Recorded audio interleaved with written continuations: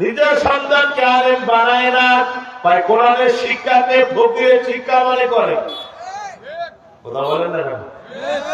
তাই সন্তানকে আমি কোরআন শিক্ষা দিব না, এরা মানুষের বাড়িতে খালি সাঙ্গরি খাবে, এরা মানুষের বাড়িতে ভিক্ষা করে খাবে। আজকে ভিক্ষা করালো কারা? আজকের তাফসীর মাহফিল হচ্ছে ভিক্ষার ঝোলা দিয়া, মসজিদ চলতেছে ভিক্ষার ঝোলা দিয়া, মাদ্রাসা চলতেছে ভিক্ষার ঝোলা দিয়া, আর গান বাজনা চলে সরকারি তহবিল দিয়া। আজকে কোরআনের মাহফিল করতে গেলে মানুষের কাছে চান্দা লওয়া লাগে। আজকে যদি কোরআন ক্ষমতায় যাইতো, কারো কাছে একটা টাকা নেওয়া লাগতো না, সরকারি তহবিল দেওয়া হইতো। আমরা যারা বক্তা আছি, আমাদেরকে ভিজির সরকারি তহবিল দেওয়া লাগতো। কি আজীব কথা! যেটা আমাদের প্রয়োজন, যেটা আমাদের মুক্তির সনদ, এটা ইতিমের মতো পড়ে আছে। আমরা মনে মনে ভাবি মানুষ মারা যাবে, 10 জন হাফেজ সাহেব 20 জন হাফেজকে দাওয়াত দিয়া, কোরআন খতম দিয়া, তসবিহ পড়িয়া মনে মনে ভাবলাম বুঝি এটাই কোরআনের মূল বক্তব্য। আদায় হয়ে গেল না রে মুসলমানরা। কোরআন এসেছে অসভ্য মানুষদেরকে সভ্য বানার জন্য।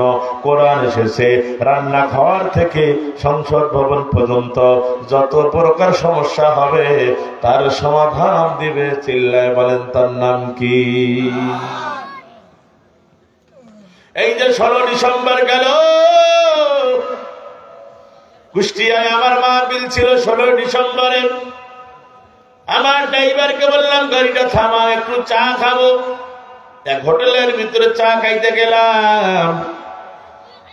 চায়ের দোকানের মধ্যে একটা গান বেজে উঠলো। অনেক লোক তো চা খায়, আমি মৌলবি মানুষ, এখানে কি বলবো।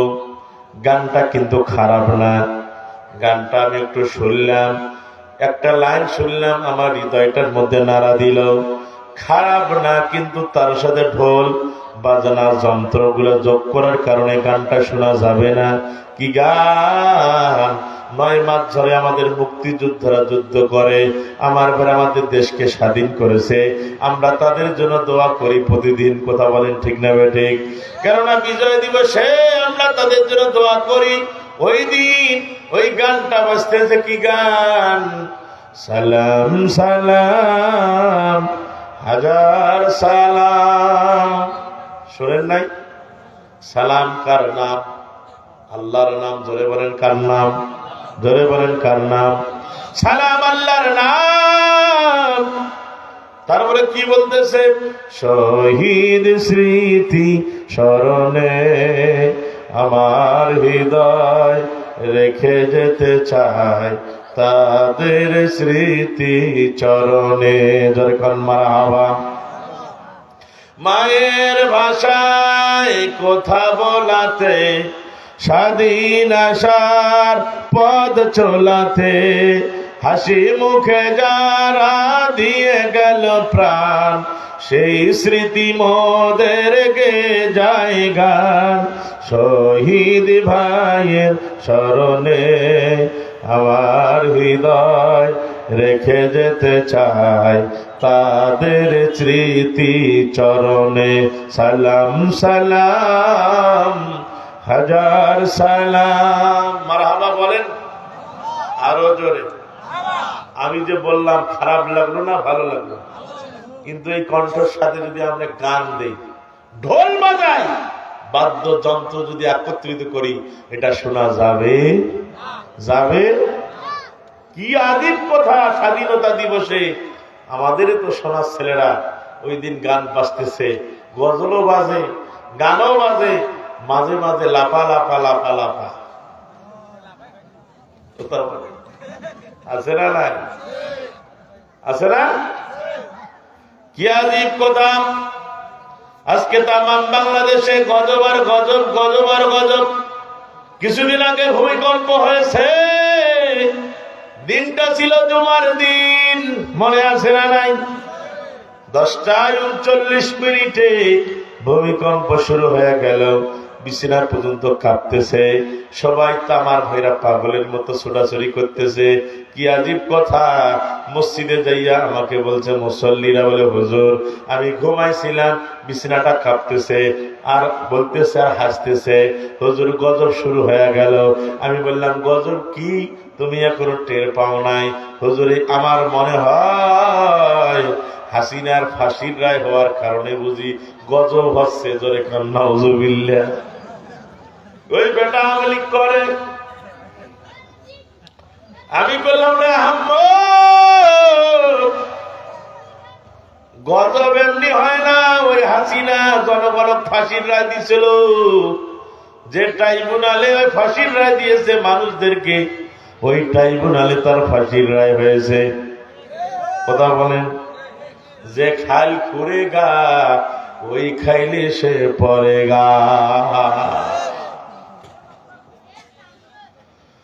আজ থেকে 1000 বছর আগে আমার আল্লাহ কোরআনের মধ্যে জানাই দিল, জাহারাল ফাসাদু ফিল বাররি ওয়াল বাহরি বিমা কাসাবাত আইদিন নাস। আল্লাহ বলেন জালেম স্থলে, গ্রামে শহরে যত গজব দেখো সব হলো মানুষের দুই হাতের কামাই। জোরে কোন কয় হাতের কামাই? আরো জোরে কয় হাতের কামাই? নামাজও পড়ে, মাল খাস খিজিয়া জমির মাল্লি কাটে, মাল্লি কাটতে কাটতে জমি নিজের জমিনটা বাড়ায়, মানুষের জমিনটা ছোট করে। কাটিং মাস্টার আপনাদের কালীগঞ্জে আছে না নাই? আছে। নামাজও পরে জমির মাল্লি করে, নামাজও পরে ওজনে কম দেয়, নামাজও পরে খাদ্যে ভেজাল দেয়, আর মনে মনে ভাবে যে আমি মুসলমান। আল্লাহ বলে না না না, এই গজব মাঝে মাঝে দেই যাতে করে তোমরা সাবধান হয়ে যাও, আর যদি সাবধান না হও জায়গা মতো আমি ধরবো। দুনিয়াতে কারো থাকার জায়গা নয়, এই বাড়ি তোমার, ওই ঘর আমার, ওই বিল্ডিং আমার, সব তোমার। আল্লাহ বলেন নাকের ভিতরে অক্সিজেন বাতাস কার? জোরে বলেন। এই অক্সিজেন বাতাস বের হলে দাওয়ানিগিরি থাকবে? জোরে বলেন থাকবে? থাকবে।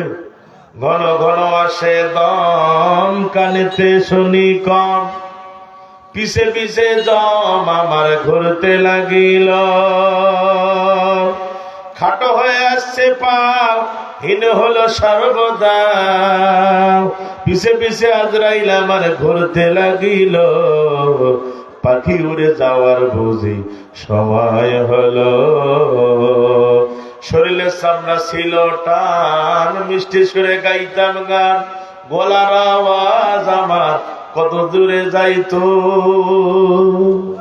কথা বলে, সেই সময় আছে? বাংলাদেশে এবছর ওয়াজ কম না বেশি? সবাই বলেন না কেন? এই লালমনিরহাটের মুসলমান কম না বেশি? বেশি। কিন্তু ওয়াজ দিয়া ওয়াজ হচ্ছে না, তার একটাই মাত্র কারণ, আগেকার মা বোনদের ছিল ফুল হাতা ব্লাউজ, ওয়াজ হতে হতে ব্লাউজের হাতাই নেই। এই কথা বলেন না? আগেকার মা ছিল মূর্খ, লেখাপড়া জানতো না, মাথায় ছিল একটা ঘন্টা। এখন ওয়াজ হতে হতে যত শিক্ষিত তত আদা ন্যাংটা। এই কথা বলেন। আগে ছিল আমার ভাইয়েরা কি সুন্দর করে বুক যা যে সব কাপড় দিত, এইভাবে গোলার মধ্যে এখন দেয়।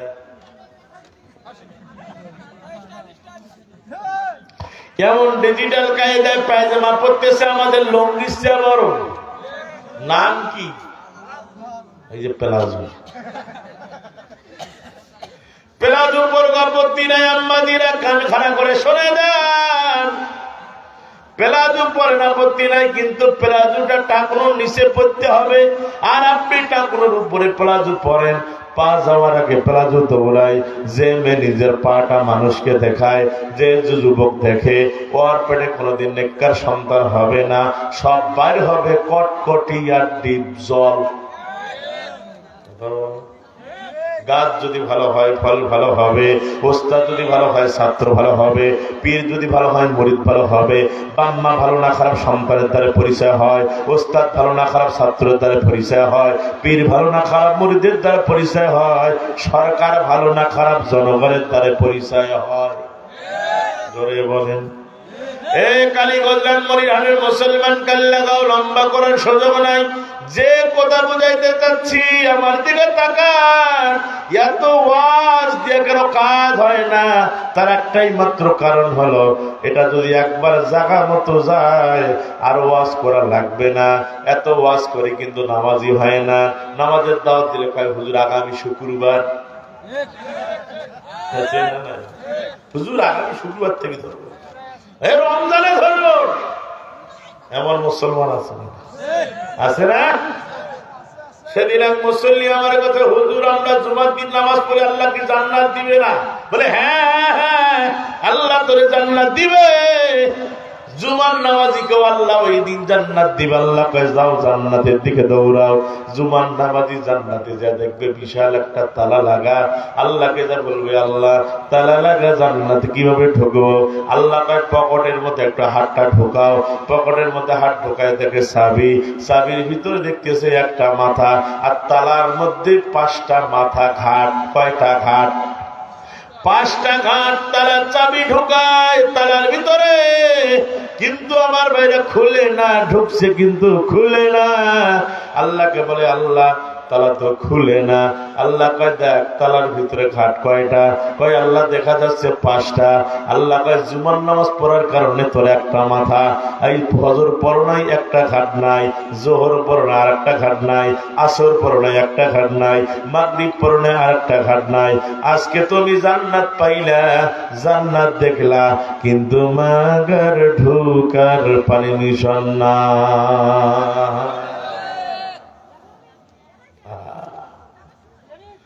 কোথায় যাই মুসলমান, কোথায় আমরা দৌড়াই? ভালো করে খেয়াল করে শোনা যান। দুনিয়ার জন্য পাগল হয়ে গেছি। পাগল আর পাগল, কয় অমুক সারা আমি বাঁচি না। ভালো করে শুনে যান। গরিব মানুষ সারাদিন ভিক্ষা করে। সেদিন এক ফকির চাল বিক্রি করতেছে। আমি বললাম চাচা চাল বিক্রি করেন, খাবেন না? সারাদিন কষ্ট করলেন, চাল খাবেন না? কয় বা খাই না বা, এগুলা বিক্রি করে আমি বস্তার চাল পাইজাম চাল খাই। কি খায়? ফকিরও আপডেট। কি মনে করেন স্ত্রী স্বামী ধমক দিয়ে পায় সারাদিন ভিক্ষা করো, 1.5 চাল আর বেশি পাও না? স্বামী ওর মোশান দেখিয়ে কয় তুই ভিক্ষার নামছিস? মানুষ দেয় না রে, দেয় না।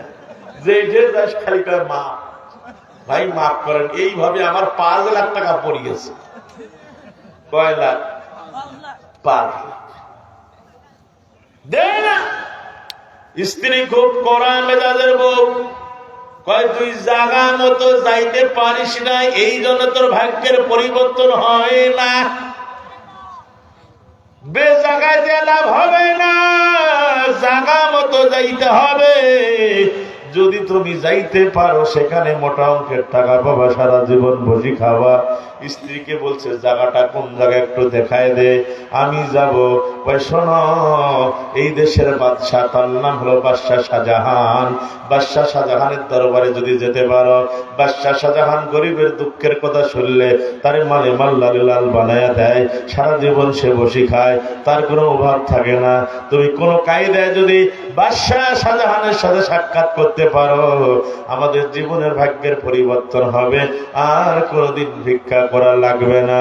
স্ত্রীর পরামর্শ নিয়ে স্বামী বাদশাহ শাহজাহানের দরবারে রওনা হলো। আমার ভাইরা, বাদশাহ শাহজাহানের সাথে সাক্ষাৎ করতে গেলে 10টা গেট পাড়ি দিয়া বাদশাহর সাথে দেখা করতে হয়। জোরে গণ সুবহানাল্লাহ। কয়টা গেট? আরো জোরে। 10টা। প্রতিটা গেটের সামনে একটা করে বড় শক্তিশালী দারোয়ান আছে। ওই দারোয়ানরা যতক্ষণ দরজা খুলবে না কেউ ঢুকতে পারবে না। বাদশার খাস লোক ছাড়া মূল গেট দিয়ে কেউ ঢুকতে পারে না। ফকির আমার ভাইরা ফকিরের বেশে যাইয়া প্রথম দারোয়ানকে যে সালাম দিয়েছে, বলে ভাই একটু দরজাটা খুলে দাও। বলে কেন? বলে বাদশাহ শাহজাহানের সাথে আমি সাক্ষাৎ করব। আমার ভাইরা ডাক দিচ্ছে, বেটা তুমি কোন জায়গা থেকে আসছো? তুমি জানো না এই গেটটা কোনো সাধারণ মানুষের ঢোকানো গেট না, এই গেটটা দিয়ে বিদেশি মেহমান ছাড়া কেউ ঢুকতে পারবে না, তুমি চলে যাও চলে যাও। না না না, তোমার আমি ঢোকার অনুমতি দিতে পারি না। ফকির বলছে ভাই তুই গরিব মানুষ, আমিও গরিব মানুষ, তোর পেটের দায় চাকরি করো, আমিও ওই জন্য এসেছি, একটু দরজাটা খুলে দাও। কয় না না না, খোলা যাবে না। এইভাবে করতে করতে ফকির যাইয়া আমার ভাইয়েরা দারোয়ানের পা ধরেছে, পা ধরিয়া ঢুকরে কেঁদেছে। 2 ফোঁটা চোখের পানি যখন দারোয়ানের পায়ের মধ্যে পড়ে গেছে, দারোয়ানের মনটা নরম হয়ে গেছে। গরিবের দুঃখ বুঝে, গরিবের কাছে দুঃখের কথা বললে আসল পাতি নাই, ধনীর কাছে দুঃখের কথা বললে হাসি উড়ি দেয়। কথা বলেন না কেন? যখন 2 চোখের পানি পড়েছে, দারোয়ানের অন্তরের মধ্যে মায়া লেগে গেছে। বলে ভাই রে, আমিও পেটের দায়ে চাকরি করে মাস গেলে বেতন পাই, কিন্তু আমাদের যে জায়গার মধ্যে ডিউটি পালন করা হয়েছে, তোমার মতো লোককে ঢোকার অনুমতি নাই, ভালো ভালো মেহমান ছাড়া অনুমতি ছাড়া ঢোকা হয় না। তুই যেভাবে কান্না করতেছ আমার অন্তরের মধ্যে মায়া লেগে গেছে। দরজা আমি খুলে দিতে পারি, কিন্তু ভাই আমার মতো আরো 9 জন দারোয়ান দাঁড়িয়ে আছে, তুমি ঢুকতে পারবে না। ফকির বলছে তুমি ছেড়ে দাও, বাকিগুলাকে ম্যানেজ করার দায়িত্ব আমার। ফকিরও খুব কাঁচা ফকির, কষ্ট হচ্ছে, কষ্ট হয়, চলবে কতক্ষণ? সারা রাত ওয়াজ চলুক, বক্তা মরুক, হজরের নামাজ কায় করে পড়ুক, নাকি না এটা ওভার ডিউটি চলতেছে। এই লালমনিরহাট কালীগঞ্জের মুসলমান কাল্লাগাঁও ফকির বলছে ভাই রে, তুমি গেটটা ছেড়ে দাও, বাকিগুলোকে ম্যানেজ করার দায়িত্ব আমার। 2 নম্বর গেটের মধ্যে যখন গেছে, 2 নম্বর গেটম্যান দারোয়ান বলছে বেটা কিভাবে ঢুকলা? এই কিভাবে আসলাম? জলদি বের হ। দারোয়ানের মোশান দেখে ফকির মোশান ধরেছে, বলে বেটা একবার আমার দিকে তাকা। আমার পরিচয় দেওয়ার সাথে সাথে তোর প্রথম গেটম্যান দরজা খুলে দিয়েছে।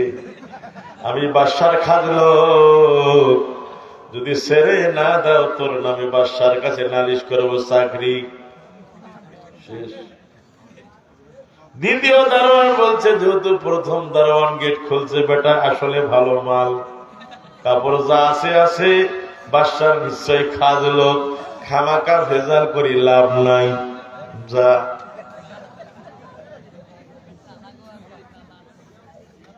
মুসলমান ভাইরা 3 নম্বর দারোয়ান, সেও লাঠি নিয়ে দাঁড়িয়ে গেছে, শক্ত দারোয়ান। কিভাবে ঢুকলা? কিভাবে ঢুকলা? কয় ভাই রে, কথা বলার আর সময় নাই, দরজা খুলবি কিনা বল। ফকিরের জামশা, দরজা খুলবি কিনা বল, ভালো করে তাড়াতাড়ি দরজা খুলবি কিনা বল। আমার পরিচয় পরপর প্রথম গেটম্যান দরজা খুলেছে, দ্বিতীয় গেটম্যান দরজা খুলেছে।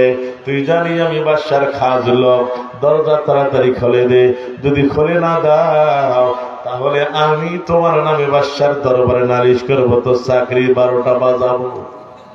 3 নম্বর দারোয়ান বলছে খামাখা ভেজাল করি লাভ নাই, 2 জন ছেড়ে দিয়েছে, আমিও ছেড়ে দেই। এইভাবে আমার ভাইয়েরা 9টা গেট অতিক্রম করে 10 নম্বর গেটের মধ্যে যখন উপস্থিত হয়েছে, 10 নম্বর গেটের মধ্যে যখন বাদশা উপস্থিত হয়ে গেছে, দারোয়ান আমার ভাইরা ফকির উপস্থিত হয়ে গেছে, শক্তিশালী দারোয়ান। আমার ভাইরা সর্বক্ষেত্রে বাদশার সাথে তার যোগাযোগ। আমার ভাইরা 10 নম্বর দারোয়ান বলছে, তুমি কিভাবে ঢুকলা, কিভাবে আসছো, এই যে 9টা গেট পাড়ি দিয়ে কিভাবে এই পর্যন্ত ঢুকলা?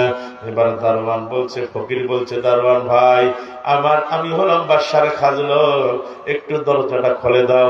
9 জন ব্যক্তি আমার পরিচয় পাওয়ার পর দরজা খুলে দিয়েছে, আমি একটু বাদশার সাথে সাক্ষাৎ করতে চাই। দারোয়ান বলছে, বেটা তুমি আসছো ঠিক আছে, একটু ওই যে খাস কামরায়, বাদশাহ শাহজাহান তার খাস কামরায় চলে গেছে, তার মালিকের সাথে ডিউটি পালন করতেছে, এখন কথা বলা হবে না, একটু আরাম করো, তারপর সময় করে দিব। জোরে কাম সুবহানাল্লাহ, আরো জোরে। আজকে বাংলাদেশে দেখবেন চেয়ারম্যানের চাইতে চেয়ারম্যানের পিএসের ভাগ বেশি, নেতার চাইতে নেতার চামচিকার। কোথাও হয় না, হ্যাঁ,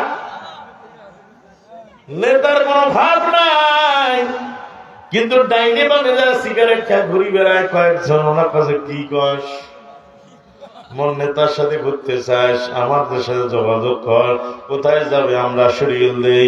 তোমার আমার ভাইরা নেতার সাথে প্রতিদিন থেকে একটা লোক দেখা করতে যায়, কিন্তু দেখা করতে পারে না, খালি বিরোধিতা পায়, না দেখা হবে না। একদিন নেতা তার রুম থেকে দেখতেছে ওই লোকটা প্রতিদিন ঘুরে যায়, আসলে তো লোকটা আমার লোক। আমার ভাই ডাক দিয়ে নিয়ে আসছে, কি ভাই, প্রায় দেখি আপনি আসেন ঘুরে যান। কয়, ভাই আমি আপনার সাথে একটু সাক্ষাৎ করতে আসছি, কিন্তু আপনার পিএসরা আপনার সাথে যারা ঘুরে আমার কেউ ঢুকতে দেয় না। নেতা বলছে, ভাই রে আমি তো জানি না। কয়, স্যার আপনার চেয়ে ওদের ভাব আরো বেশি। কথা বলেন না কেন, আছে না? কালীগঞ্জের মুসলমান স্লোগান কিছুদিন পরে হবে, আমার নেতার চরিত্র ফুলের মতো পবিত্র, নামাজ পড়ে না 1 ওয়াক্ত, বিড়ি খায় 5 ওয়াক্ত। ঠিক না বেঠিক? ঠিক না বেঠে? বাংলাদেশে ওয়াজ কম হয় নাই, আমি বেলাল হোসেন বুলবুল ওয়াজ কম করি নাই। তার মানে ওই যে শুরু করেছি অক্টোবর সেপ্টেম্বর মাস থেকে, প্রতিদিন রাতও মাহফিল, দিনও মাহফিল। এত মাহফিল করলে কি হবে? আমার ভাইরা কিছুদিন আগে আপনার লালমনি জেলার এক বক্তা দুনিয়া থেকে বিদায় নিয়ে চলে গেল। ওয়াজ করতে করতে বক্তা মঞ্চে মরে যাচ্ছে, 4 পয়সার কাজ হচ্ছে না। তার একটাই মাত্র কারণ, বক্তার বাড়ি বিল্ডিং হয়, আপনাদের কপালে হয় ডবল ডবল জিরো। আজকে ভাইরাল বক্তা ছাড়া মানুষ ওয়াজ শুনতে যায় না। সার্চ দিয়া দেখে বক্তার ওয়াজ যদি ভালো হয় তাহলে ওয়াজ শুনবো, না হলে চলে যায়। এমন মুসলমান আছে না নাই? যুবকরা ভাইরালের পাগল, ভাইরাল বক্তা, কিন্তু ভাইরাল বক্তা ভাইরাস। বাড়ি থেকে নিয়াত করছে, টাকা ছাড়া মাহফিলে যাবে না। 50,000 টাকা আগে ক্যাশ ঘরে নেয়, তারপরে গাড়িতে চড়ে, তারপরে মাহফিলে আসে। বক্তৃতা দিয়ে কি লাভ হবে? আমার ভাইরা বাংলাদেশে এত ওয়াজ দিয়ে কোনো কাজ হয় না। তার একটাই মাত্র কারণ, আমাদের আমলের অভাব, আমাদের আমলের অভাব। বিশ্বনবী কথা কম বলতেন, আমল বেশি করতেন। জোরে কাম সুবহানাল্লাহ, আরো জোরে। আম্মাজিরা কাল্লাগান মা, গল্প করা যাবে না। আপনাদের বিষয়ে কিছু কথা বলার জন্য আমার বলা হয়েছে। মহিলাদের বিষয়ে কিছু ওয়াজ করা দরকার, কেননা বিগত দিনের সরকার, তেনারাই ছিলেন সরকার, ক্ষমতায় ছিলেন বারবার, আর আমাদের করে দিয়েছেন সরকার। কথা বলেন। এই আম্মাজিরা কাল্লাগান, হযরত ওমর রাষ্ট্রের দায়িত্ব পালন করে বাড়িতে এসেছেন। আম্মাজিরা কাল্লাগাঁও, ছোট্ট একটা ঘটনা বলে দিয়ে যায়। হযরত ওমর জাহানের বাদশাহ, হযরত ওমর সারাদিন রাষ্ট্রের দায়িত্ব পালন করে। আমার ভাইয়েরা, এই যে শীতের রাত, আজকে নেতারা দেখবেন আমার ভাইয়েরা বাড়িতে বাড়িতে এখন যাচ্ছে, বিভিন্ন জায়গায় যায় সমাবেশ করতেছে, ভোট চাচ্ছে। দুনিয়াটা কতটা, আমাদের বাংলাদেশটা কতটা। আর হযরত ওমর জাহানের বাদশাহ, ধরে কান সুবহানাল্লাহ, তার কাছে কোনো পুলিশ নাই, র‍্যাব নাই, মিডিয়াম নাই, একাই চলে। সুবহানাল্লাহ।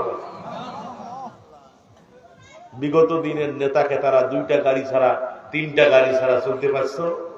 সামনে পুলিশের গাড়ি, তার পিছনে পুলিশের গাড়ি, পাহারা দিয়ে নিগিন নাকি, কি সাহস ভাই, আমার এত সাহস, 2 গাড়ি পুলিশ পাহারা দিলে আর আমার কোনো সমস্যা নাই। পুলিশ ছাড়া মাঠে দেয় তো চামড়া ছেড়ে দিবে জনগণ। কি কাম করছো রে? হযরত ওমর গভীর রাত একাই একটা চালার শট গায়ে দিল, শট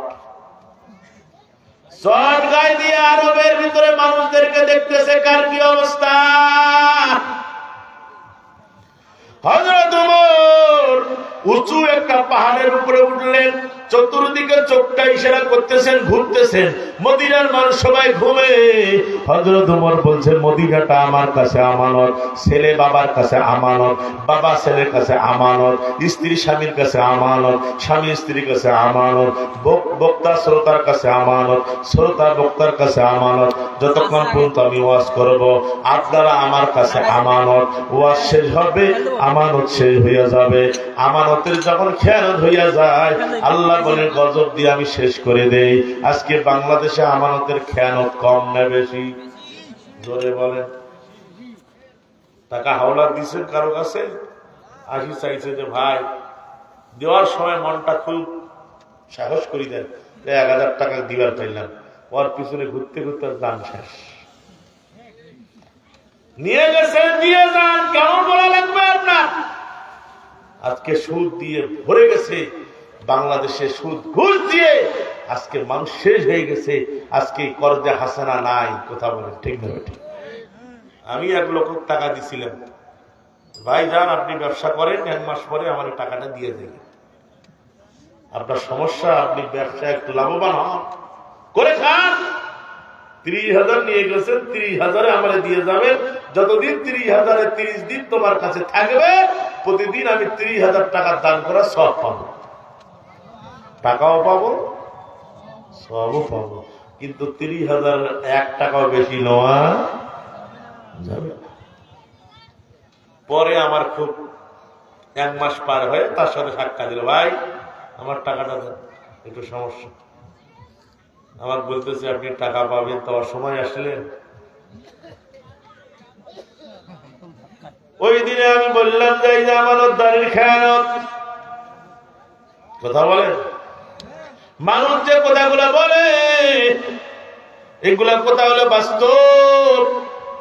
টাকা দিলেন হালাল টাকা, তারপরে আপনাকে ধমক দেওয়া লাগে, আপনার সাথে ঘোরা লাগে।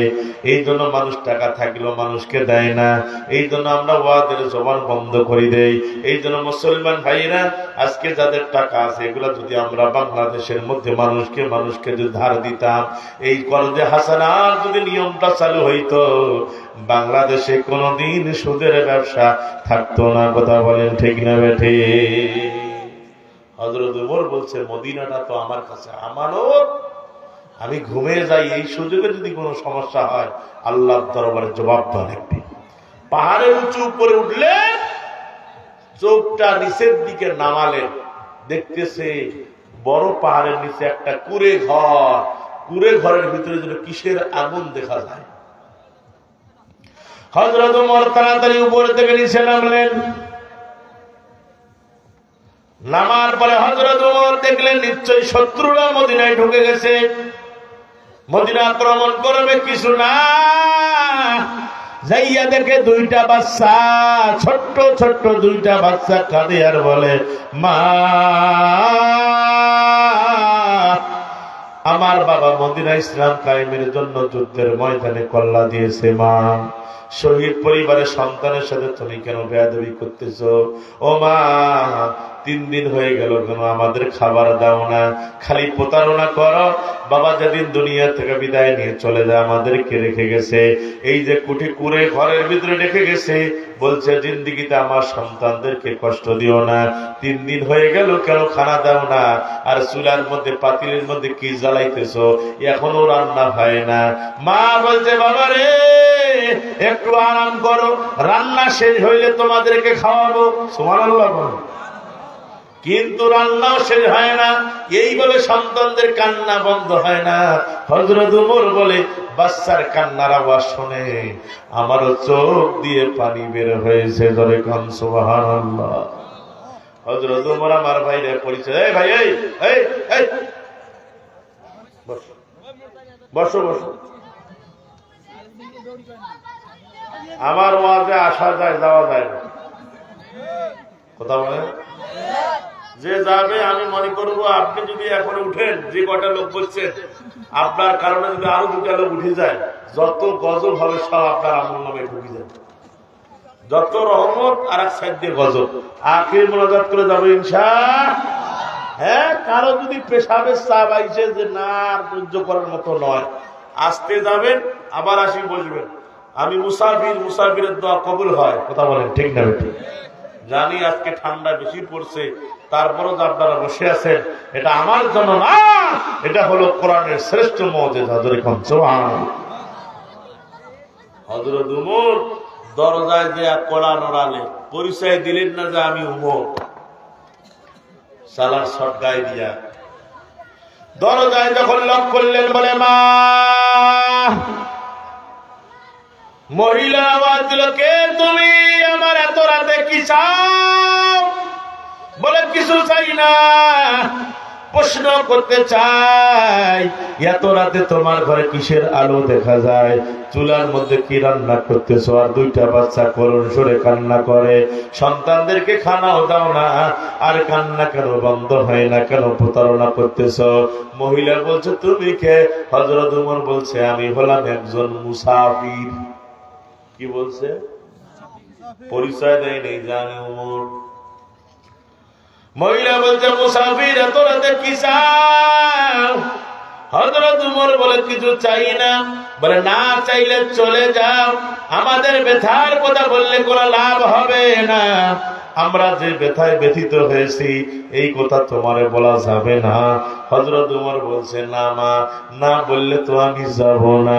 বলে, দেখেন আপনার কথার আমি আমানত রাখবো, কাউকে বলবো না। জয় কম সুবহানাল্লাহ। মানুষের কোথাও হলো আমানত, কোথা। আপনাকে এক লোক বলছে, ভাই আসলে তো একটা কথা বলে গেলাম, আমি যদি বাঁচি থাকি আর মরি যাই, এটা দেখিও তুমি। আর আপনি কথাগুলো, পেটের কথাগুলো নিয়ে বিরোধী দলের লোকের কাছে যে নাকাই দিলেন।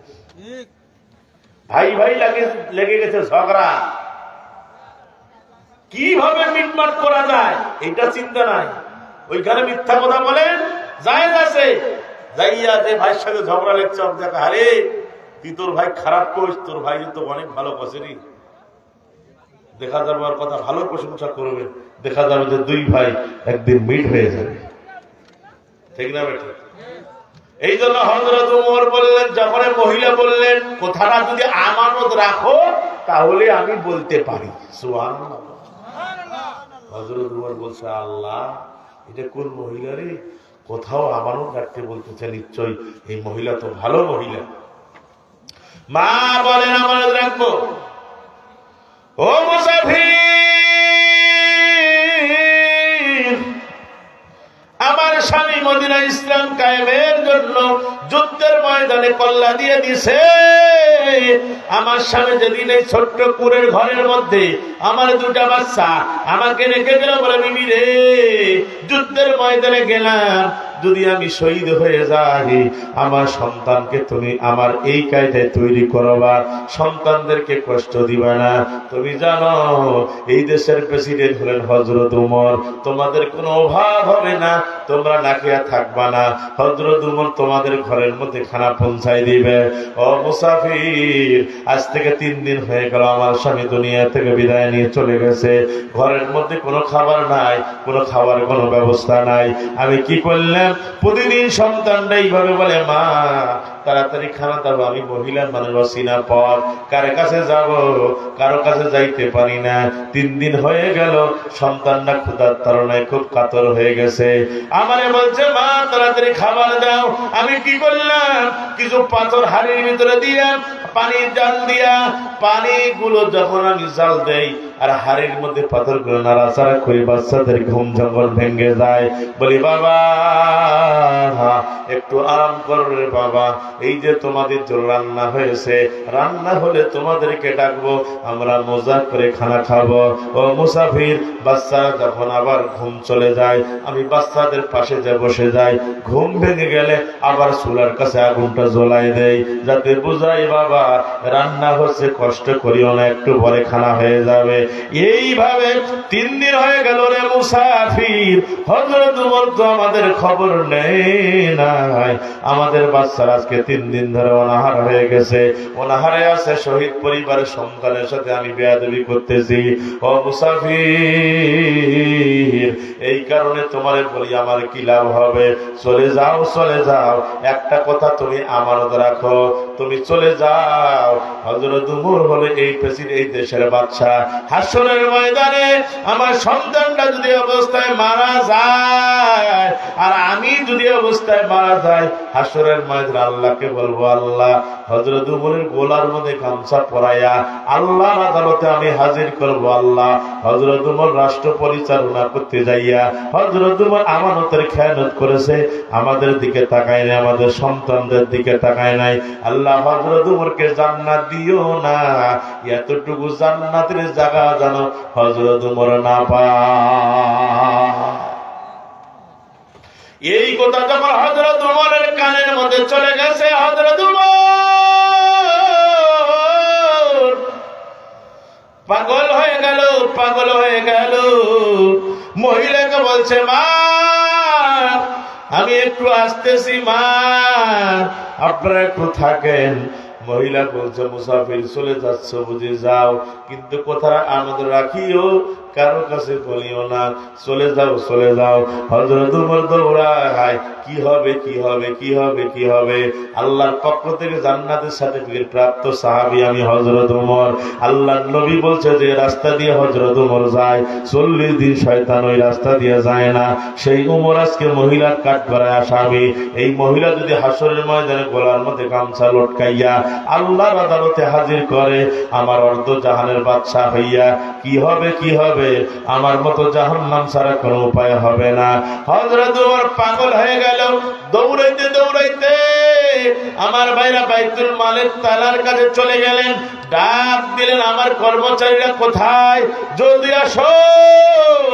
আসিম রাদিয়াল্লাহু তাআলা আনহু, আসলাম রাদিয়াল্লাহু তাআলা আনহু বাইতুল মালের দায়িত্ব যারা আছে বলে, গোডাউনের তালা খোলো। গোডাউনের তালা যখন খোলা হলো, হযরত উমর আমার ভাইরা খাদ্যের গোডাউনের মধ্যে পড়ে গেলেন। পরে যাইয়া খাদ্যগুলা নিজের আমার ভাইরা প্যাকেটের মধ্যে, বস্তার মধ্যে খাদ্যগুলো, কিছু খেজুর, কিছু আটা, কিছু চর্বি জাতীয় খাবার, আমার ভাইরা সবগুলো যখন প্যাকেট করা শুরু করলেন, হযরত আসিম রাদিয়াল্লাহু তাআলা আনহু বলছে, হুজুর এত রাতে আপনি এগুলা প্যাকেট করেন, কোথায় নিয়ে যাবেন? হযরত উমর বলছে, আসিম তোরা আজাদ করে দিয়েছি, তুই কেন আমার পাশে ঘোরাঘুরি করো? চলে যাও, চলে যাও, কেন আমার সাথে তুমি এত ঘুরো? আসিম বলে, হুজুর আজাদ করে দিয়েছেন বুঝি, ভালো হয়েছে, কিন্তু আমার মন চায় না আপনার কাছে যেতে। আপনার মতো একজন এত ভালো নেতা পেয়েছি, আমার মন চায় না। ওমর কোথায় এত রাতে বস্তা নিয়ে যাবেন বলেন? আমার বস্তাটা কাঁধে তুলে দেন, আমি বস্তাটা পৌঁছাই দিব। হযরত উমর বলে, আছে সবার সঙ্গে যদি হতে চাও, আমার সাথে যদি যেতে চাও, কথা বলা যাবে না, আমার বোঝা আমারে নিতে দাও। জোরে কান সুবহানাল্লাহ। আউলিয়ারা কার দুনিয়ায় ইখতিয়ার, জাহেলারা কার দুনিয়ায় ইখতিয়ার, মাইলে মুমিন সোয়ে মুমিন মিশাওয়াত, মাইলে কাফের সোয়ে কাফের মিশাওয়াত। আল্লাহু আকবার। এ লালমনিরহাট কালীগঞ্জের মুসলমান কাল্লাগা, হযরত উমর আমার ভাইরা বলছে, আসে বিপদের দিন হলো ওই দিন, গোলার গামছা আমার গোলার মধ্যে ঝুলবে, তোর গলায় ঝুলবে না। আসেন বলে হুজুর কিসের গামছা গলার মধ্যে ঝুলবে? কই গেইলে টের পাবে। আমার ভাইরা হযরত ওমর আমার ভাইরা তাড়াতাড়ি করিয়া বস্তাগুলো নিজের পিঠের মধ্যে চড়াই নিলেন। হাতের মধ্যে আমার ভাইরা তেল জাতীয় খাবার এবং দুই হাতের মধ্যে আমার ভাইরা অন্য কিছু নিয়ে হযরত ওমর বলছে আসেন চল চল আমার সাথে যেতে হবে, চল দেখে আসবা। এইভাবে হযরত ওমর আস্তে করে আমার ভাইরা উঁচু পাহাড় থেকে নিচের মধ্যে নামলেন। ওই মহিলার বাড়িতে আস্তে করে আসেমকে বলছে আসেম রে আস্তে করিয়া বস্তাটা নামা। আসেম যখন বস্তা নামালেন হযরত ওমর দরজার মধ্যে কোরআন ওড়ালেন, ও মা আমি মুসাফির, ওই যে একটু আগে আপনার দরবার থেকে চলে গেলাম। মাগো মা আপনি আরাম করেন, ঘরের ভিতরে চুলা পিড়া বেলুন যা আছে রুটি বানানোর যা যন্ত্র আছে সবগুলো বাড়ি করে দেন, আপনি বাচ্চার সাথে আরাম করেন, আমি দেখি আপনাদের জন্য একটু সহযোগিতা করতে পারি কিনা। জোরে কোন সুবহানাল্লাহ। আল্লাহ আল্লাহ ক্যা মুবারক নাম है, अल्लाह अल्लाह से का काम है, अल्लाह अल्लाह इसी निस्तो नाम शिर शौकार में कुनत जा नम तमाम। जोरे जोरे कान मारहाबा। এবার মহিলা বলছে ও মুসাফির আমাদের জন্য এত দরদ হলো তোমার, কেন নাই জাহানের বাদশা হলো হযরত ওমর, যেহেতু তুমি এসেছো তোমার মেহমানদারি আমরা গ্রহণ করব। ঠিক আছে। মহিলা আমার ভাইরা চুলা বের করে দিলেন, পিড়া বের করে দিলেন, আমার ভাইরা ভাড়া পাতিল যা আছে ডেকসি যা গামলা সব বাড়ি করে দিলেন। হযরত ওমর আসেন বলে আমি দেখতেছি হযরত ওমর আমার কাছে যাইতে দেয় না। বড় জাহানের বাদশার কি কাজ, আস্তে করে কষ্ট করে চূড়াটা ধরালেন, চূড়াটা বারবার নিভে যায় আর হযরত ওমর বারবার চুলার মুখের মধ্যে ফু দেয়।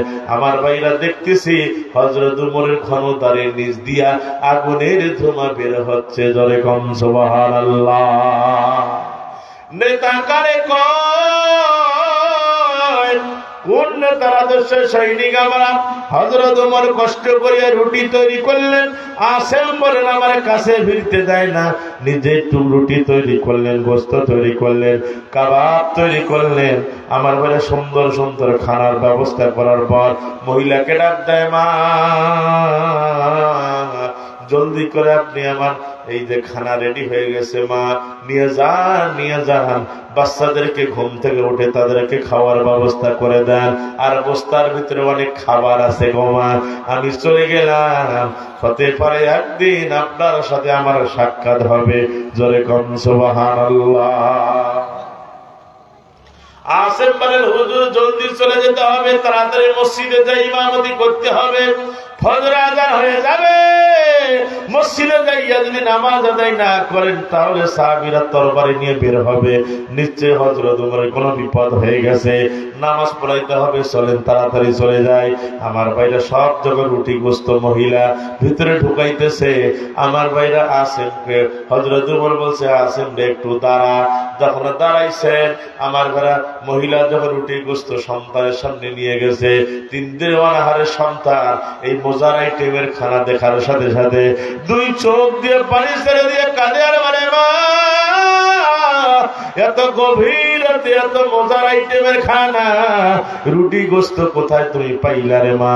এত সুন্দর সুন্দর মজার আইটেমের খানা আমাদের ঘরে কে দিল? এবার মহিলা কাঁদে আর বলে বাবা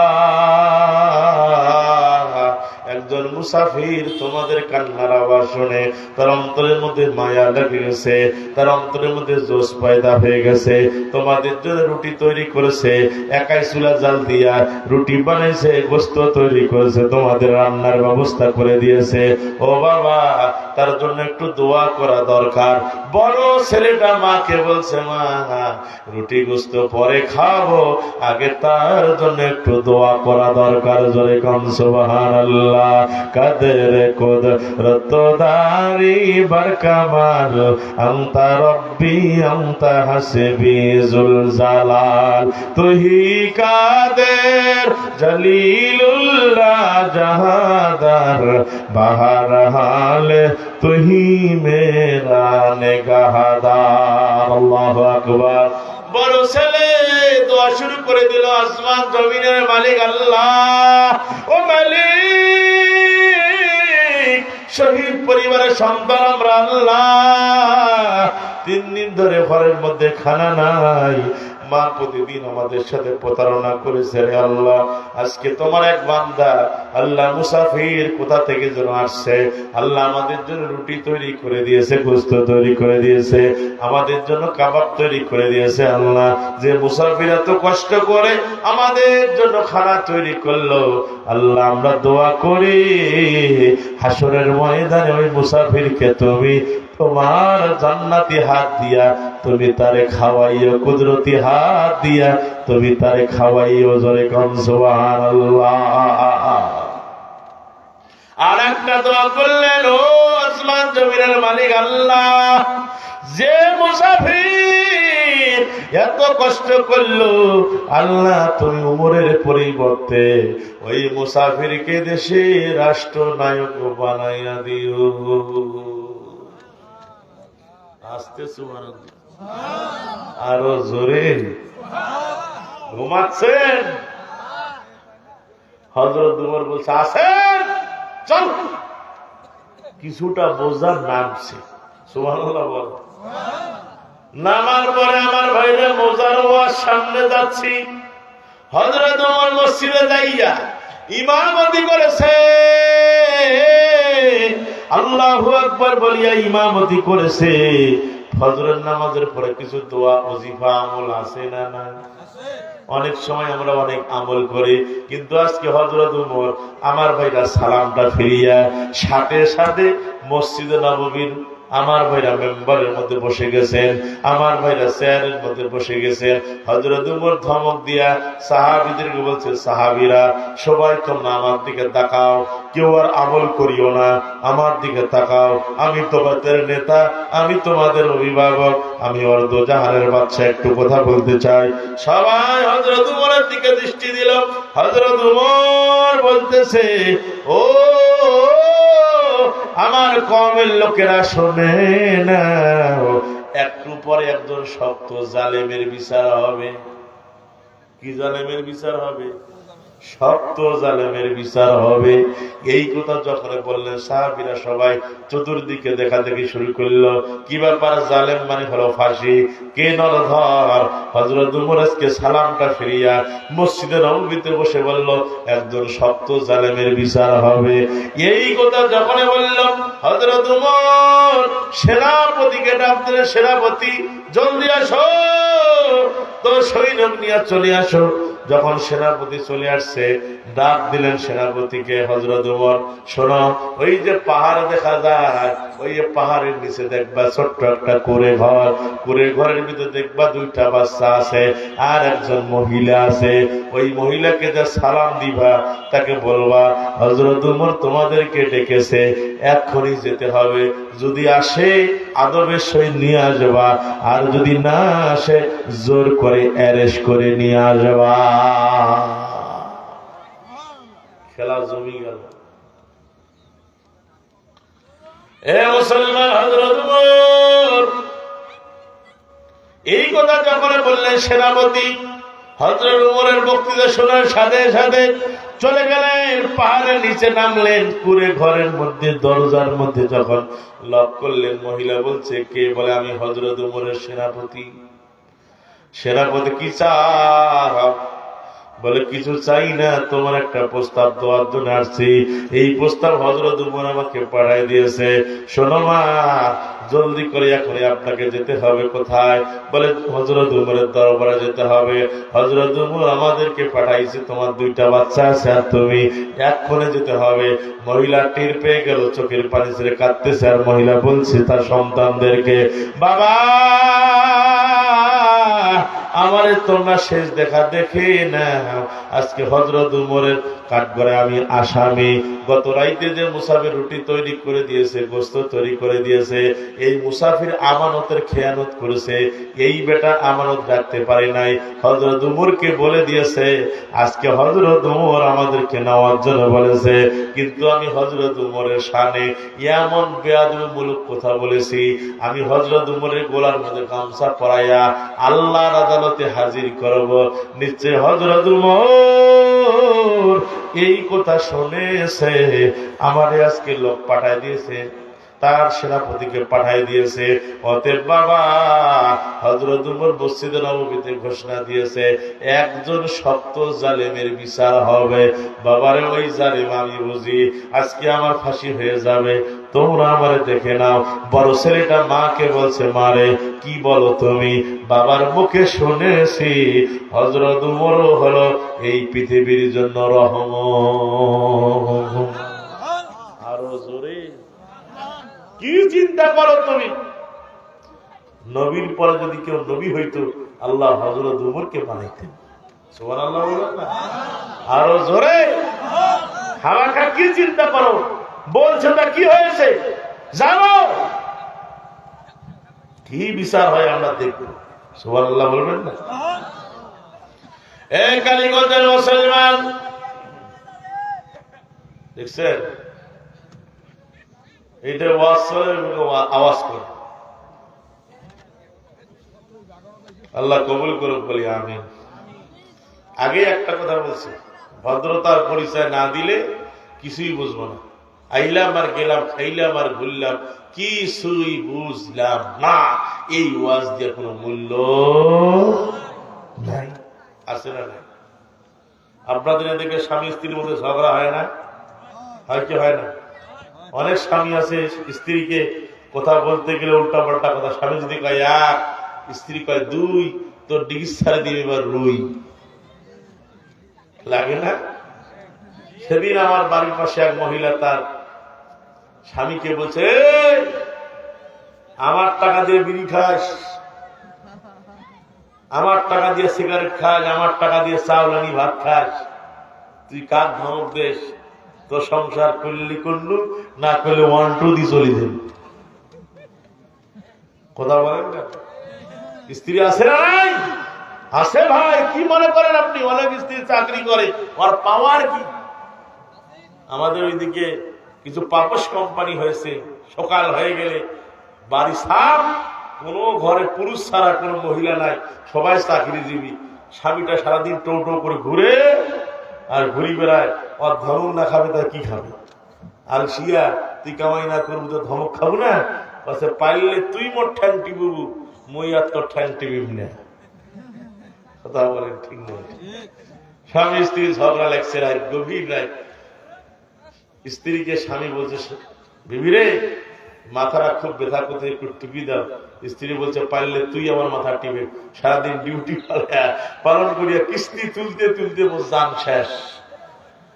এক পর্যায়ে স্বামী এবং স্ত্রী বিছানায় সিট পাঠান, সিট পাঠান। স্বামীরা বলছে, মশারিটা ফেলাও, মাথা না টিপো নি টিপো, মশারিটা ফেলে দাও। কয় তুই ফেলা। দুইজনের মধ্যে একবারে ঝগড়া লাগার পরে স্বামীটা বলতেছে, ঠিক আছে, আজ থেকে একটা কথা শোন, আমি আর তোর সাথে কথা বলবো না। যে এবার কথা বলবে তাকে মশারি ফেলাইতে হবে, মশা কামড়া। দুইজনের চুপ, মশা কামড়ায় আর দুইজনের মারে, চুপ করে থাকে। দরজা খোলা আছে, চোর দেখতেছে বাপ, সবাই দরজা করে ঘুমায় আর আমরা সবাই দরজা বন্ধ করে ঘুমায় আর আমরা দরজা খোলে ঘুমায়। চোর জায়গা মতো ঢুকছে, দুইজনের মাউরিয়ার মতো তাকায় দেখতেছে। ওই কথা কইলে মশারি ফেলাইতে হবে। এক পর্যায়ে চোর সব নিয়ে যাচ্ছে, কিছুই বলে না। স্বামীটার আর সহ্য হচ্ছে না, আরে এত কষ্ট করে দিলাম, মশারি ফেলার ভয়তে আও করে না। চোর যখন সব বার করতেছে, ডাকতেছে, বিবি রে, চোরে যে সব ধরি গেল রে, কথা বলছি মশারি ফেলা। আসতেছে মুসলমান। কিছু বাংলাদেশে কিছু মেয়ে শিক্ষিত হলে এরা গ্রামে থাকতে যারা শহরে নিয়ে যায় বাচ্চা কাচ্চাকে মানুষ করার জন্য। কি কারণ? গ্রামের ভাষা ভালো না, বাচ্চা কি মডার্নে স্বামীকে ডাক দেয় কি জানেন?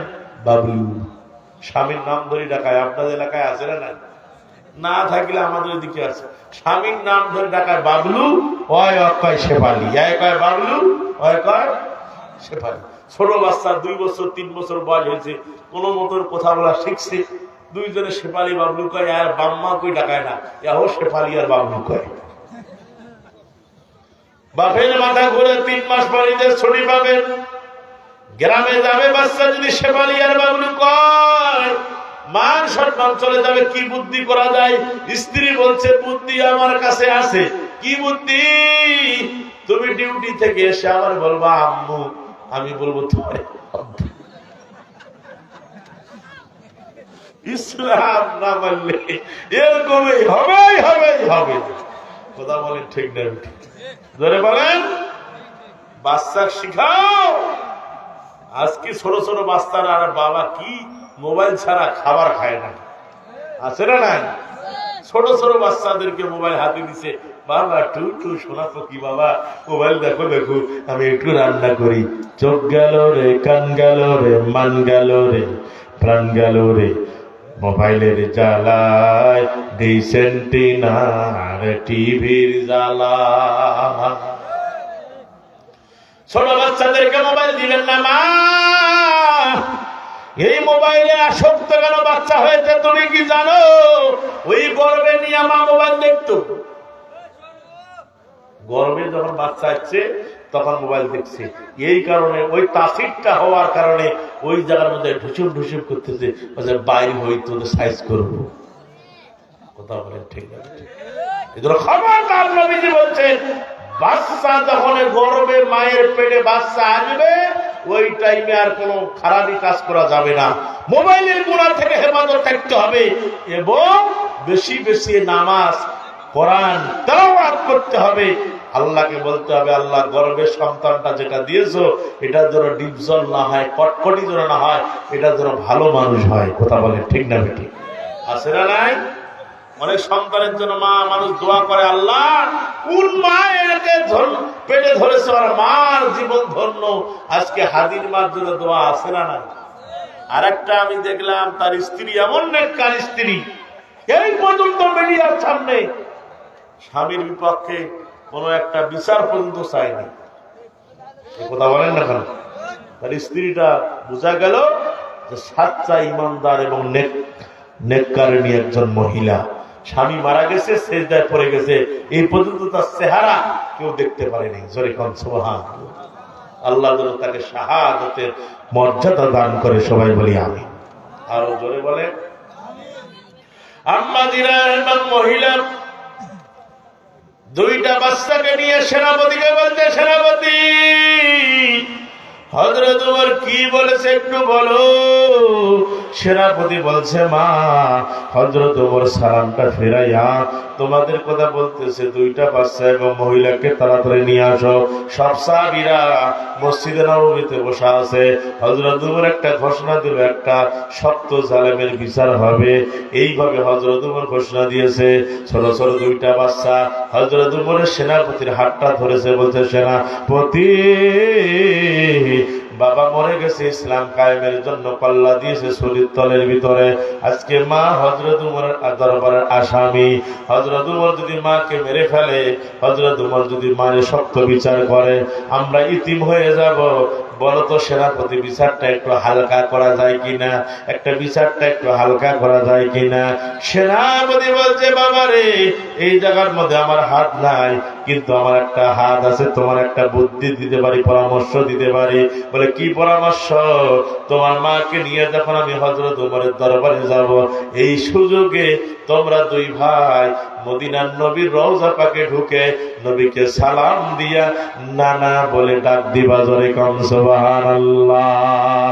মদিনা है नहीं है वो मदीना खुदा का रहमतु का वा खजीना।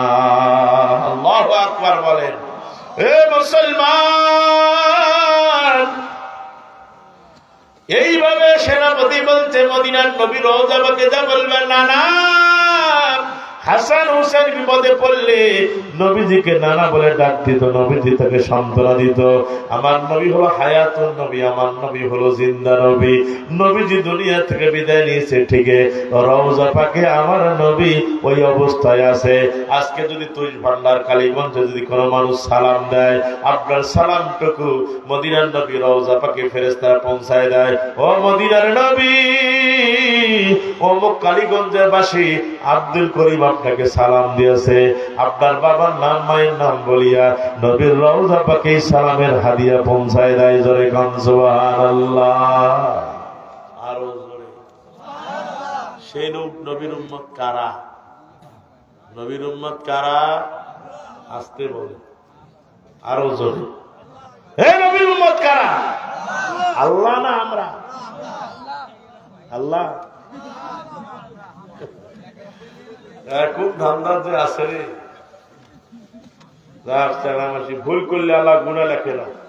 আল্লাহ কয় যেটা ভুল করে বাইরে হয় ডিলিট করে দে। অন্তরে খবর জানেন কে? জোরে বলেন কে? ওই এক লোকের উট হারিয়ে গেছে আরবের ভিতরে। ভাই শোনেন, উটের ভিতরে এমন একটা ট্যাঙ্কি আল্লাহ দান করেছে পেটে, উটের সামনে যদি পানি নিয়ে দাঁড়াইতো, উট পানি থেকে টের পাইতে যে আমার মালিক কতদিন সফর করাবেন।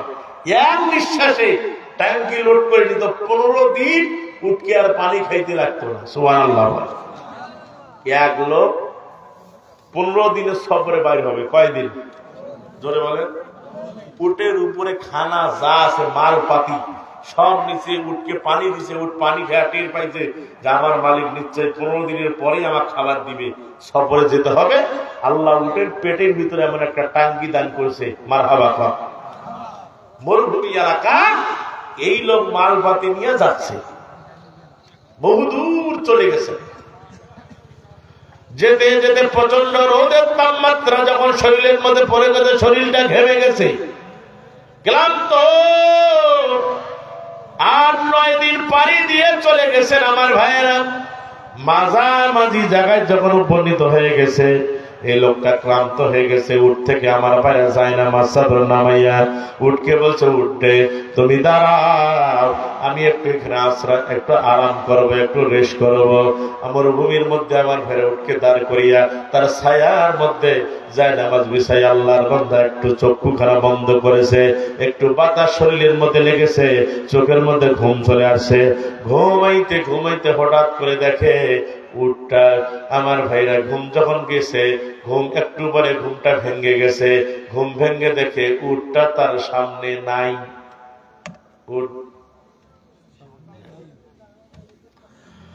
লোকটা চতুর্দিকে পরেশান হয়ে গেল, দৌড়াদৌড়ি শুরু করে দিল। পরেশান, কোথায় গেল, কোথায় খুঁজবো? মরুভূমি পশ্চিম দিকে, কোন দিকে তাকা, পশ্চিম উত্তর দক্ষিণ সব দিকে চোখটা ঘুরায়, কোন দিকে উঠ দেখা যায় না। বালি আর বালি, মরুভূমি আর মরুভূমি। কোথায় গেল আমার উট? উটের উপরে আমার মালপাতি আছে, খাবার আছে। 15 দিনের সফরে বের হয়েছে, আমি তো গন্তব্যস্থানে যেতে পারবো না। আমি কোথায় যাব? আমি তো মরে যাব। লোকটা হাউমাউ করে কাঁদে আর বলে, আল্লাহ আমার উটটা কোথায় গেল? আল্লাহ আমি তো উটটা বোধহয় হারিয়ে ফেললাম। এইভাবে কান্না করতে করতে আবারও আল্লাহর বান্দা চক্ষুখানা বন্ধ করে ঘুমিয়ে গেছেন। কিছুক্ষণ সময় ঘুম পেরে চক্ষুখানা খুলিয়ে দেখে ওই হারানো উট তার সামনে খাড়া। আরো যখন উটকে পেয়ে গেছে, এই লোকটা এত খুশি হয়েছে, আল্লাহর কাছে দোয়া করতেছে, মালিক আমি তোমার মাওলা, তুমি আমার গোলাম। কথা কি ঠিক আছে? আমি তোমার মাওলা, তুমি আমার গোলাম। ফেরেশতা আল্লাহকে কয়, আল্লাহ তোর বান্দা তোর গোলাম কয়। আল্লাহ কয়, তুই জানিস না উট হারিয়ে ফেলছে। হারানো উট ফিরে পাওয়ার পরে লোকটা খুশি হয়ে কোথা তার উল্টায় ফেলছে, বলতে চেয়েছিল, আল্লাহ তুমি আমার মাওলা, আমি তোমার গোলাম। আল্লাহ কয়, গোলাম করার পরও গুনাহ লেখে না, কিন্তু অন্তরে খবর জানে কে? ধরে বলেন। আপনারা যারা নামাজ পড়েন না, রোজা করেন না, পর্দা করেন না, এই লোকরা হারিয়ে যায়, এই লোকরা আলাদা হয়ে যায় যখন লোকটা বুঝতে পারে যে না আমার ভুল হয়ে গেল, যে গুনাহটা করলাম আমার ভুল হয়ে গেল, যে নামাজটা ছেড়ে দিয়েছি আমার ভুল হয়ে গেল, আমি যে মানুষকে ঠকাইলাম আমার ভুল হয়ে গেল, আল্লাহ আমারে মাফ করে দাও, আল্লাহ আমি তওবা করলাম। যখন ওই ব্যক্তিটা আল্লাহর কাছে কমপ্লিট ভাবে সারেন্ডার করে, উটের মালিক উট ফিরে পাইয়া যখন খুশি হয়, আল্লাহ হারানো বান্দা যখন ফিরে এসে তওবা করে, আমি আল্লাহ ওই গুনাহকে আমি আল্লাহ নেকের দ্বারা রূপান্তরিত করিয়া বান্দার আমলনামায় দিয়া দেই। জোরে কান সুবহানাল্লাহ। আরো জোরে। এক লোক 20 বোতল ভিটামিন খাইছে। কয় বোতল? আরো জোরে। 20 বোতল ভিটামিন খাইলে শরীরের মধ্যে তুরুম তুরুম ভাব, সব জায়গায় নাচে কুদে বেড়ায়। চিন্তা করলো যে 20 বোতল ভিটামিন খাইলাম, 1 চামচ বিষ খাই। কয় চামচ? 1 চামচ কি খাবে? বিষ খাবে। লোকটা কি বাঁচবে? কথা হয় না। এই পিছনে ভাইরা কি রে, বাঁচবে? কেন বাঁচবে না? ওই 1 চামচ বিষ খাইতে 20 বোতল ভিটামিনের অ্যাকশন। 1 চামচ বিষ যেমন নষ্ট করিয়া দেয়, একটা গুনাহের কারণে আল্লাহ সব ইবাদত বরবাদ করিয়া দেয়। এই জন্য তওবা, যেখানে গুনাহ হবে সেইখানে তওবা হবে। অনেক লোক দেখা যায় সারা জীবন 2 নম্বরই কাজ, মসজিদে যখন যায় সুবহানাল্লাহ সুবহানাল্লাহ, হুজুর দুনিয়াতে কিচ্ছু নাই, কিচ্ছু নাই, কিচ্ছু নাই। কিরে তুই আগত যেগুলা করলু তখন ছিল হুজুর দুনিয়াতে কিচ্ছু নেই, কিচ্ছু নেই। আল্লাহ আল্লাহ আল্লাহ, বিপদত পড়লে আল্লাহ। কথা বলে ঠিক না? এই তোকে এখন কে ঘুষ দিবে? তোর চাকরি শেষ, তোর তওবার দরজা বন্ধ। এই কথা বল না কেন? চাকরি ছাড়ি দিয়ে এখন তো ঘুষের টাকা ধরবে, আসবে দিবা? হ্যাঁ, যেইখানে বেঈমান হওয়া যায় ওইখানে আল্লাহর কাছে তওবা করা যায়। কথা বলেন ঠিক না বেটি? চাকরিও শেষ, তওবার দরজাও বন্ধ। চোখে চোখ রেখে যাও, যদি পারো বুঝে নাও, মুখে যায় না বলা, ইশারাতে বুঝে যাও। জ্ঞানী যারা বুঝে তারা, নাদানের বুঝাইলে বুঝে না। শিকার গায়ে আতর দিল গন্ধ নাহি যায়। ইশারাতে বুঝে নিতে হবে মুসলমান। আল্লাহকে এরা মনে মনে ভাবে যে আল্লাহ বুঝে না। তুমি 2 নম্বরই করবা, আল্লাহ কি দেখে না? আল্লাহ সব জানে। আল্লাহ কয় হারানো ব্যক্তি যখন ফিরে আসে আল্লাহ বলেন আমি তাকে ক্ষমা করে মাফ করে দেই। জোরে কাম সুবহানাল্লাহ। আরো জোরে। এই জন্য আম্মাজিরা যারা আসছেন, মা 4টা কাজ করে লাগবে অটোমেটিক। কয়টা? জোরে বলেন। 4টা কাজ আপনি আজ থেকে শুরু করবেন। 1 নম্বর হলো 5 ওয়াক্ত নামাজ, 2 নম্বর হলো স্বামীর খেদমত, 3 নম্বর হলো রমজান মাসে রোজা, 4 নম্বর হলো ফরজ পর্দা। স্বামীর কথা শুনতে হবে, স্বামীর মনে শান্তি দিতে হবে। মনে যত ব্যথা আছে তারপর হাসবেন। মদিনার নবী বলেন স্বামী এবং স্ত্রী 2 জন যদি বসে যায়, খোঁজ গল্প করে, দুনিয়াদারি গল্প করে, যতক্ষণ গল্প করবে আল্লাহ ইবাদতের নামে গণ্য করিয়া দেয়। আরো জোরে। স্বামী এবং স্ত্রী মুসাফা করা লাগে। আপনি কোনদিন করেছেন? পুরুষে পুরুষে মুসাফা করে, কিন্তু স্ত্রীর সাথে স্বামী কোনদিন মুসাফা করে নাই। আমার ভাইরা, স্বামী স্ত্রী যদি মুসাফা করে, মদিনার নবী বলে স্বামী এবং স্ত্রী 2 জন যদি মুসাফা করে, যতক্ষণ মুসাফা করবে সারা দিনের সগীরা গুনাহগুলো আল্লাহ মাফ করিয়া দেয়। স্বামী সালাম দেয় না, বেরাকের অভিযোগ ঠিকই সালাম দেয়, আসসালামু আলাইকুম স্যার, কেমন আছেন স্যার? আছে না? আপনার স্বামী স্ত্রী সালাম না দেয় কিন্তু আপনি তো দিবেন। আজ বাড়ি দেওয়া সালাম দিবে না, কোন ঢং ধরে যাচ্ছে তবে না? হ্যাঁ বলবে কিন্তু হাসবে, তারপরও দিবেন। সালাম দেওয়া সুন্নাত। বলে হুজুর বলছে সালাম দেওয়া লাগে রে, হাতটা আগায় দিয়ে একটু মুসাফা করি। নবীজি বলছেন মধুর সম্পর্ক স্বামী এবং স্ত্রী যদি মুসাফা করে সারাদিনের সগীরা গুনাহ আল্লাহ মাফ করে দেয়। আরো জোরে, শ্বশুর বাড়ি মধুর হাড়ি, বেশি দিন থাকিলে এই তো ওয়াজ ভালো বুঝে। ওই শ্বশুর বাড়ি থাকি ঈদত একটা তবন দেয় নাই, সেমাই চিনি দেয় নাই, আমার মুখের হপ কব্বা হপ। স্ত্রী কাছে তোর বাপের বাড়ি না যাও, তুই যা। আরে তোর শ্বশুর বুড়া হইতে তোর কি দিবে, পারলে তুই দে। শ্বশুরের তবন দেয় না, কি গরম। দেখবেন শ্বশুর বাড়িতে একদিন খাবেন, 2 দিন খাবেন, 3 দিন পর দেখবেন আপনাদের তোকায়ের পজিশন নরমালে চলে আসছে। শাশুড়ি বুঝাইতেছে জামাই আরো, ঠিক না বেটা? মেহমানদারিও 3 দিন। কয়দিন?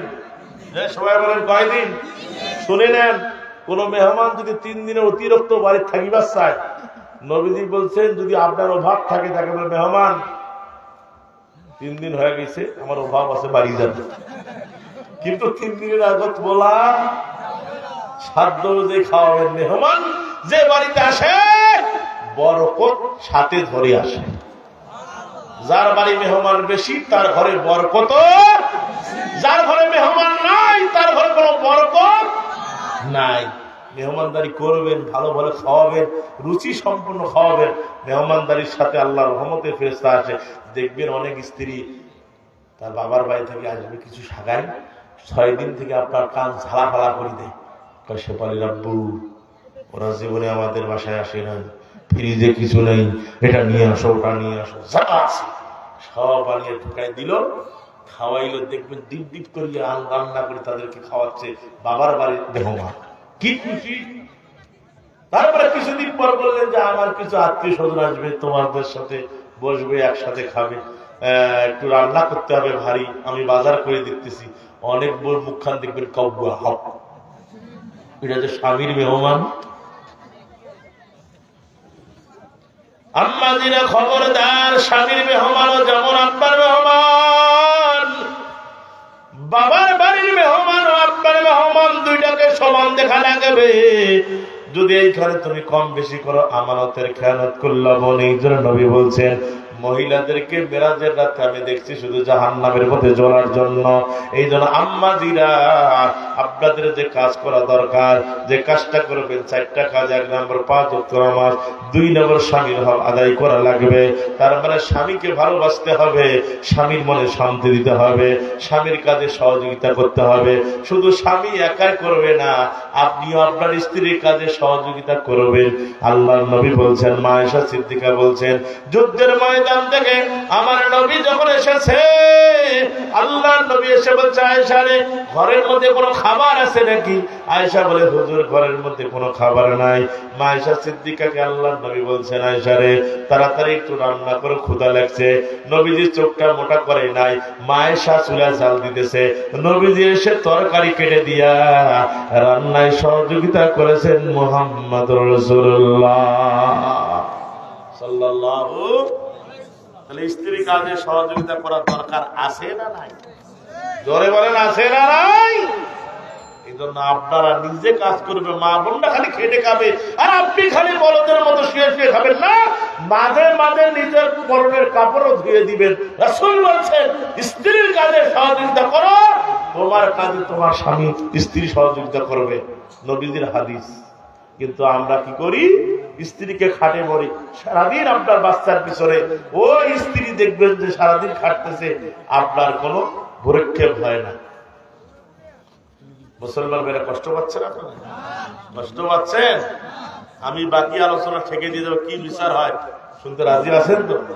2টা বাচ্চা চলে গেছে মদিনার নবীর কাছে, কি ফয়সালা হয় আর মহিলার কি বিচার হয় শুনতে রাজি আছেন? আল্লাহ কবুল করুক, বলি আমিন। জোরে বলেন হ্যাঁ। এই মাহফিলটা কেমন পর্যন্ত চালু হোক, আপনারা চান কি চান না? কারা কারা চান না হাত তুলে?